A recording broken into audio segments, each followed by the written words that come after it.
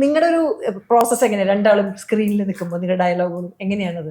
ഞങ്ങൾ ഇംപ്രൂവൈസ് ചെയ്യുന്ന ഒരു സീൻ കിട്ടിയാൽ ഞാനും എപ്പോഴും ഹ്യൂമർ അങ്ങനെ പറഞ്ഞാൽ നല്ലതായിരിക്കും. ആ സമയത്ത് ഒന്ന് നോക്കണം, അപ്പൊ ആ നോക്കുമ്പോൾ ഞാൻ ഇങ്ങനെ ആയിരിക്കും, അങ്ങനെയൊക്കെ പറഞ്ഞിട്ടുള്ള ഒരു ഇത് വർക്കാവുള്ളൂ.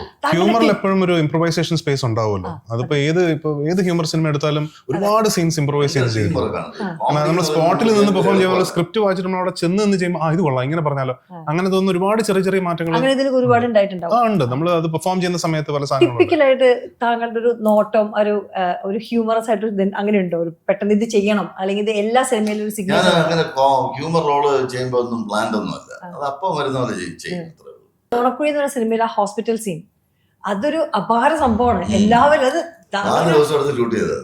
4 ദിവസം അത് കറക്റ്റ് ആയിട്ട് അതാ ഞാൻ പറഞ്ഞു. അപ്പൊ ആ ഒരു എല്ലാവരുടെയും